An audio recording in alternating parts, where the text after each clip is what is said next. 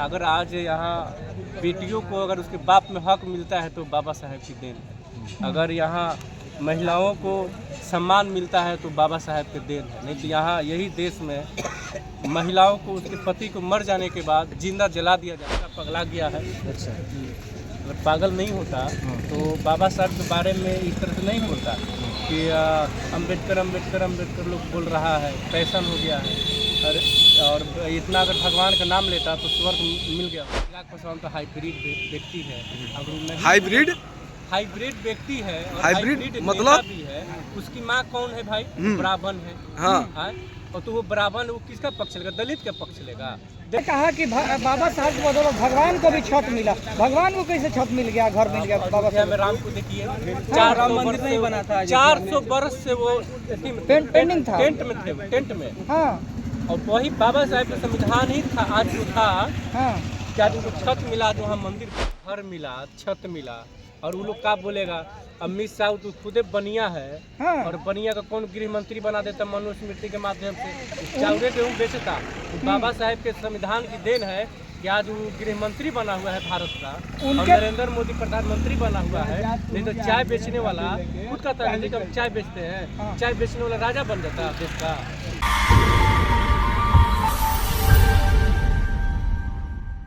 जिस व्यक्ति का हम नाम नहीं ले सकते हैं, उनका विचार का हम कैसे फॉलो करेंगे? तो रोड पर लोग चौराहे पर चिल्लाते रहते हैं अम्बेडकर जय भीम। जिनके लिखे हुए संविधान से देश चलता है, बताइए, तो उनका हम नाम नहीं लेंगे।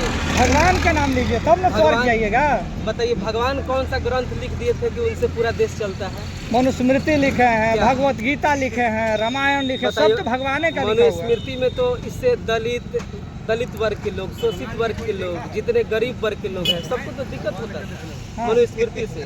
तो संविधान से तो सबको कम से कम बराबरी का हक मिल रहा है। वन व्यवस्था के अनुसार जिस पर जो काम सूट करता है वो काम बांटा गया मनुस्मृति के द्वारा, और उसका आप लोग विरोध कर रहे हैं। काहे नहीं? अच्छा बताइए, वर्ण व्यवस्था के अनुसार तो दलितों को बहुत दिक्कत होती है। हाँ। तो हम इसका विरोध नहीं करेंगे तो क्या करेंगे? उसका हम सपोर्ट करेंगे। भगवान क्या मनुस्मृति में कमियां है? हाँ। घर मिला, छत मिला। और वो लोग क्या बोलेगा? अमित शाह तो खुदे बनिया है। हाँ। और बनिया का कौन गृह मंत्री बना देता मनुस्मृति के माध्यम से? चावरे गेहूँ बेचता। तो बाबा साहेब के संविधान की देन है कि आज वो गृह मंत्री बना हुआ है भारत का। और नरेंद्र मोदी प्रधानमंत्री बना हुआ है। नहीं तो चाय बेचने वाला खुद का था कि हम चाय बेचते हैं, चाय बेचने वाला राजा बन जाता देश का। तो मनुस्मृति का अगर मनुस्मृति लागू होता ना तो उसे बोल रहा है।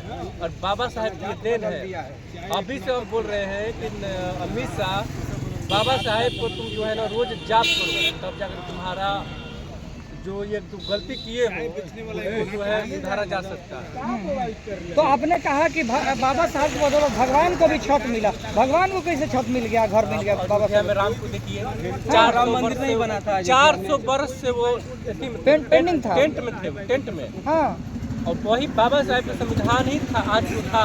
हाँ। क्या उनको छत मिला, जो हम मंदिर बना। हाँ। मनुस्मृति था, कहीं नहीं बना लीजिए। अब वो कौन रोका था? उस समय तो बाबा साहेब की संविधान तो नहीं था। आज बाबा साहेब की संविधान है और आज़ादी के 75-80 साल होने वाला है। और इसी बाबा साहेब के संविधान की ही देन है कि आपको जो है आपकी भगवान को टेंट में मकान मिला, घर मिला। और आप बोलते हैं मनुस्मृति के बारे में, ये वो बोलते हैं। आप लोग कह रहे हैं कि बाबा साहब का अपमान हुआ। और इधर चिराग पासवान जी है, जीतनराम मांझी जी है, वो कह रहे हैं उनका समर्थन कर रहे हैं। दलितों के नेता होते हुए भी उनका समर्थन कर रहे हैं कि नहीं, जो अमित शाह किए हैं सही किए हैं। चिराग पासवान तो हाइब्रिड व्यक्ति है। हाइब्रिड व्यक्ति है। हाइब्रिड मतलब भी है। उसकी माँ कौन है भाई? ब्राह्मण है। हाँ। और तो वो ब्राह्मण वो किसका पक्ष लेगा? दलित का पक्ष लेगा। देखते हैं इतना बड़का बड़का कंगन पहनता है। हाँ। लाल पियर हरियर उजर।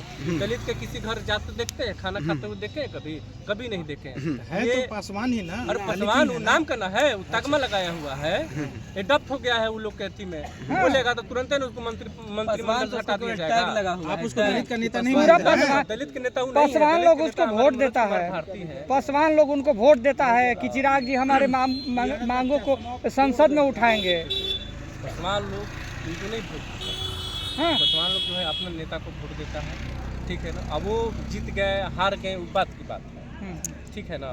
अब बात है ठीक है, हम आपको वोट दे दिए और आप हमारा ही हक और हक मार लीजिएगा, तो हम आपको वोट नाम नहीं ना लेंगे, आपके नाम से नहीं ना हम जीत जाएंगे भाई।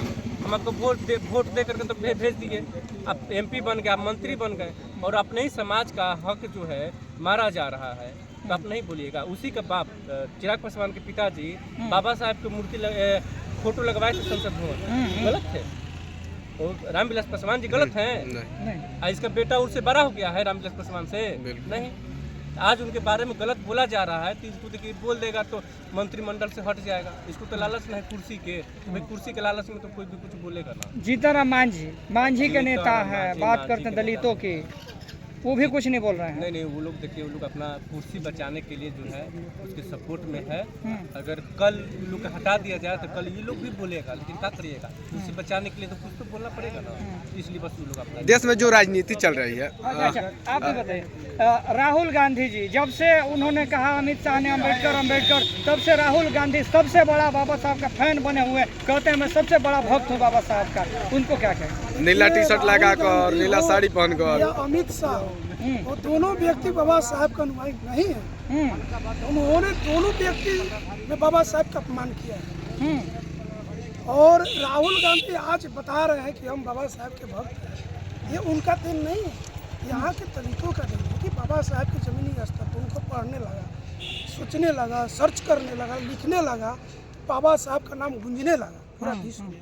इसलिए उन लोग का डर है कि दलितों का वोट कैसे लिया जाए, तो बाबा साहब के लोग नाम लेते हैं, बाबा साहब के विचार वो लोग नहीं करते हैं। जी, तो सिर्फ वो लोग राजनीति के तौर पर बाबा साहब का नाम ले रहे हैं कांग्रेस वाले? बिल्कुल राजनीति के तौर पे। जब चुनाव आया था तो उन्होंने नारा दिया था कि संविधान बचाना, संविधान बचा लिया और दलितों के वोट ले लिए, और दलितों के वोट कर लेकर और दलितों का अपमान कर रहे हैं। तो एक तरफ जब बाबा साहब चुनाव लड़ रहे थे तो उनके पिताजी कौन गांधी नहीं पिताजी जवाहरलाल नेहरू उनके विरोध में प्रचार करते थे, और उनके जो है पोते जो है वो आज भक्त बने हुए हैं। देखिए, नेहरू जी से उनके समय की बात है, उन्होंने अपना एक लघु चुनाव में लड़ाया था, तो अपने पार्टी का प्रचार कर रहे थे।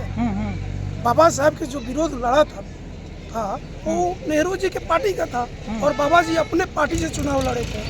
भले बाबा साहब ने हार गया था वो चुनाव, पहले चुनाव में, लेकिन बाबा साहब कानून मंत्री भी थे, कानून बनाए उन्होंने, और बाबा साहब के कानून से ही आज देश चलता है। और नेहरू जी और चाहे राहुल गांधी हो, ये सिर्फ बाबा साहब का नाम ले रहे हैं, उनका विचार फॉलो नहीं करते। ये आप लोगों को समझना होगा, हमारे देश को समझना, यहाँ के दलितों को, वंचितों को समझना होगा। आने वाला 2025 चुनाव में आपकी पार्टी की क्या रणनीति रहने वाली है? देखिए, हमारी पार्टी की रणनीति पर मंथन चल रहा है। बिहार में चुनाव लड़ेगी 200 गठबंधन के साथ कैसे ही। देखिए, अभी हम गठबंधन की चर्चा हम अपने बल पर बात कर रहे हैं कि हमारे 243 सीट पर हमारे प्रत्याशी अवेलेबल है, वो चुनाव की तैयारी कर रहे हैं, और जनवरी फरवरी तक आप लोग के बीच में वो रणनीति भी आ जाएगी, सामने भी आ जाएगी, मुद्दा भी आ जाएगा। तेजस्वी यादव बोले हैं कि हम बाहरी पार्टियों से गठबंधन नहीं करेंगे, भीम आर्मी और बहुजन समाज पार्टी का पत्ता साफ दिख रहा है, तो क्या लगता है कि आने वाले समय में आप लोग से गठबंधन होगा? देखिए, ये तेजस्वी भाई जो बोले हैं बहुत सोच समझ के बोले हैं, इसे तो उन्होंने जो दिशा दिखाया है बिहार के दलितों को, वो बिहार के दलितों को समझना होगा कि क्या उनके विचार जो सही है या गलत है, वो आने वाले समय में दिखाई देगा। एक सवाल इनसे भी ले लेते। लालू यादव जी कह रहे हैं अमित शाह के बयान पे कि अमित शाह पगला गए, क्या कहिएगा? लालू जी बहुत बढ़िया बात बोल रहे हैं, ये बात। हाँ, लालू जी की इस बात पर हम सपोर्ट करते हैं। ठीक है, अच्छा, कि अमित शाह पगला गया है। अच्छा, अगर पागल नहीं होता तो बाबा साहब के बारे में इस तरह से नहीं बोलता कि अम्बेडकर लोग बोल रहा है, फैशन हो गया है। और इतना अगर भगवान का नाम लेता तो स्वर्ग मिल गया होता। तो वो तो बहुत पहले से भगवान का नाम ले रहे हैं, तो स्वर्ग जाकर देख के घूम के आए, फिर गृह मंत्री यदि करेंगे, रहेंगे, बनेंगे तो चले जाए। हम तो कहते हैं भाई अब जाइए, और हमारे लिए तो स्वर्ग बाबा साहब ने यही बना कर दिया है, और हमारे लिए सब स्वर्ग वही यही है। हम और बाबा साहब को ही आधुनिक भारत का वो भगवान है, और दलितों को, वंचितों को, महिलाओं को, वो उनसे बड़ा भगवान कोई नहीं। अब देखिएगा, वो जो बहस चल रहा था, वो मेंटली वो डिस्टर्ब हो गए थे, जो कानून ला रहे थे, और बीजेपी की जो सरकार कानून ला रही थी, उनका कानून पास नहीं हुई, वन इलेक्शन वन एक देश वन नेशन वन इलेक्शन। कानून का फेल हो गया।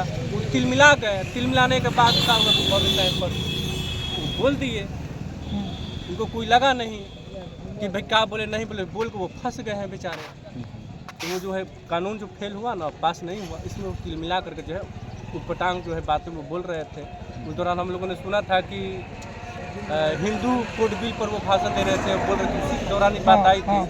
अगर आज यहाँ बेटियों को अगर उसके बाप में हक मिलता है तो बाबा साहेब की देन है। अगर यहाँ महिलाओं को सम्मान मिलता है तो बाबा साहेब के देन है। नहीं तो यहाँ यही देश में महिलाओं को उसके पति को मर जाने के बाद जिंदा जला दिया जाता था।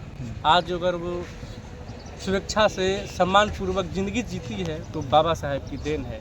और ये लोग पागल हो जाने के कारण सही बोले लालू जी, इस पर हम उनको समर्थन करते हैं। चलिए धन्यवाद।